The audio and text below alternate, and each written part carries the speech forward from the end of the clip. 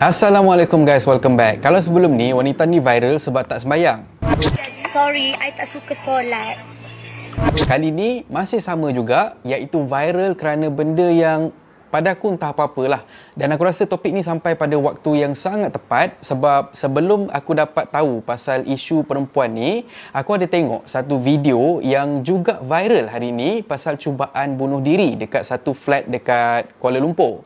Kenapa sama? Kejap lagi aku akan huraikan dekat korang. Anyway, isu ni bermula apabila wanita tu tak berpuas hati dengan status WhatsApp anaknya yang berusia 16 tahun.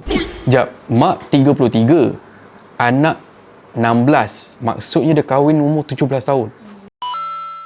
Dan kalau ikutkan update dari Cosmo, status gadis tu adalah sebab wanita tu ataupun mak dia ungkit pasal harta dan juga pasal dia tak kerja. Why am I not surprised? Okey, sambung. Disebabkan tu, wanita tu tak berpuas hati dan terus marah pada anak dia bila kata anak dia keluar daripada bilik dan berakhir dengan tindakan wanita tu dan juga bapa tiri kepada remaja tu memukul mangsa. Mangsa dikatakan ditarik oleh bapa tirinya dan ditampar sebelum mangsa berjaya melarikan diri, dan kalau ikutkan laporan, mak mangsa, which is wanita tu lah, siap pegang kayu hoki.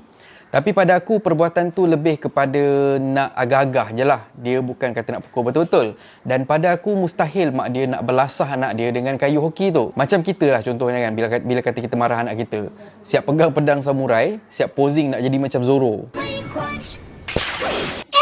Okey, move on. Akibat dari kejadian tu, mangsa mengalami bengkak pada bahagian kiri kepala, luka pada bahagian dalam pipi dan lebam pada beberapa anggota badan. Mangsa sekarang tengah dirawat dekat Hospital Raja Perempuan Zainab II, Kota Baru, Kelantan, dan kes ni akan disiasat mengikut Seksyen 324 dan Seksyen 323 Kanun Kesiasaan kerana sengaja mendatangkan kecederaan. Gapo demo ni? Orang suruh semai demo pergi katok anak sampai lunyeh.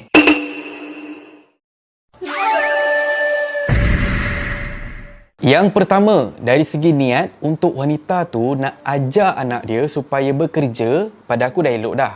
Walaupun mak dan abah kaya, tak bermaksud yang kau tu tahu beranak je. Kenalah pergi kerja. Tapi dalam kes ni, dia perempuan, baru 16 tahun. Jadinya pada aku tak sepatutnya dia bekerja kecuali kalau tujuan mak dia ialah untuk anak dia bekerja dekat syarikat mak dia sendiri. Mama nak kamu jadi CEO Mega Holding. Laki kau pula buat apa? Syok dapat kahwin bini belum cukup umur. Itu je ke? Tapi kalau dari segi perbuatan, kalau sampai tercedera teruk macam tu, itu bukan niat nak mengajar dah, tapi lebih kepada kau nak tunjuk something. Itu bukan tujuan kita untuk ajar anak kita. Yang kedua, ini pula sharing aku, macam yang aku cakap dekat atas tadi, iaitu apa kaitan kes ni dengan isu cubaan bunuh diri yang baru je berlaku dekat flat dekat Kuala Lumpur tu. Dan most probably berkaitan juga dengan beberapa kawan aku yang ada masalah yang lebih kurang sama, iaitu dunia. Aku nak berkongsi pandangan dengan korang sebab benda ni pernah juga sebenarnya jadi dekat aku. Tapi tak adalah sampai ada perasaan nak bunuh diri kan benda semua kan. Cuma mungkin entry level sebelum nak masuk ke fasa mild depression ataupun mungkin real depressed. Yang mana kita tahu depression leads to suicidal thought. Aku berhenti kerja boleh dikatakan all of sudden. Simpanan memang langsung tak ada dan aku tak ada plan untuk step yang seterusnya. Tambah pula expense aku setiap bulan waktu tu dah memang macam golongan M40. Maklumlah, syok dengan hal dunia, tapi dalam masa yang sama sebab aku tak bersedia dari segi kewangan untuk tempuh dunia perkahwinan. Jadi banyak tersangkut dekat sana sini dengan bank dan sebagainya. Jadi of course, waktu tu memang perasaan takut tu memang ada sebab terfikir rumah nak kena lelong, dengan diri sendiri mungkin diisytiharkan muflis. Yalah, dalam masa sebulan kan, macam mana kau nak cari duit? Memang aku ada menangis sebab aku memang sangat takut pada waktu tu. Tapi selain daripada wife yang jadi penguat dan juga sentiasa tenang walaupun aku tahu yang dia pun sebenarnya risau, aku dapat kekuatan ni daripada yang atas. Jujurnya aku cakap, sebenarnya dugaan ni jadi pada waktu aku mula nak start bersolat. Ada juga cakap-cakap daripada orang terdekat aku, dia cakap, perasan tak yang benda ni semua dia jadi bila aku decide nak solat. Dan entah kenapa bila nak sedih tu, aku dapat kekuatan. Hati aku kuat sangat fikir yang benda ni ialah satu dugaan sebelum Tuhan sapa dengan perkabaran baik. Waktu tu aku dapat kekuatan dan aku fikir, aku kena usaha. Tapi kalau kata ditakdirkan aku hilang segala harta di dunia, tak apa. Sebab apa yang kita takutkan sebenarnya ialah kita takut malu pada manusia.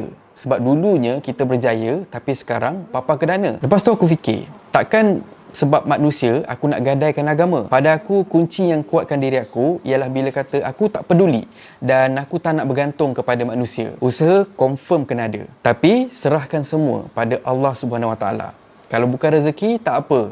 Maksudnya, kita belum sedia untuk terima rezeki yang kita nak. You have to remember, Allah know best. Alhamdulillah dah bertahun dah aku kerja sendiri dan rezeki insya-Allah dan Alhamdulillah tak pernah putus. Live sharing termasuk waktu pandemik tahun lepas. Bila kata kita semua kena lockdown. Job aku automatically cancel walaupun aku dah travel sampai dekat tempat yang sepatutnya aku buat job tu. Aku senyum dan terus fikir, mesti ada sesuatu yang Tuhan nak kurniakan kepada aku di sebalik dugaan yang jadi. Dan Tuhan temukan aku dengan korang, subscribers dan viewers Donivia Channel. Kan cantik aturan Tuhan tu. Jadi dalam isu ni, kalau korang perasan, hanya disebabkan harta dan dunia, keluarga porak-peranda. Disebabkan harta juga, manusia nak cabut nyawa sendiri. Pada aku tak berbaloi. Kau akan rasa lebih bahagia sebenarnya bila tahu yang jauh dekat sana, Tuhan yang lebih hebat dari apa sahaja dekat dunia ni dan juga dekat akhirat, sayangkan kau walaupun diri kau penuh dosa. And for me, that's what matter the most. Jadi pada korang yang mungkin tengah tertekan,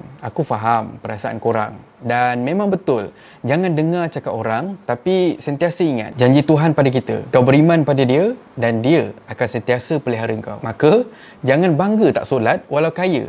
Sebab takut ada benda lain yang Tuhan tarik. Solat aku pun tak sempurna, tapi teruskan je. Dan akhir kata pepantun, tak solat jangan bangga. Takut nanti terus leka. Fikir harta, pendek hayatnya. Fikir dia, besar ganjarannya.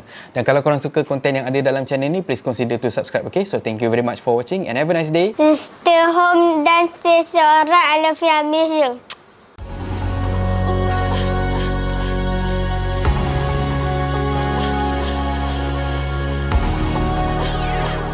Barang yang mahal, sini, Bang.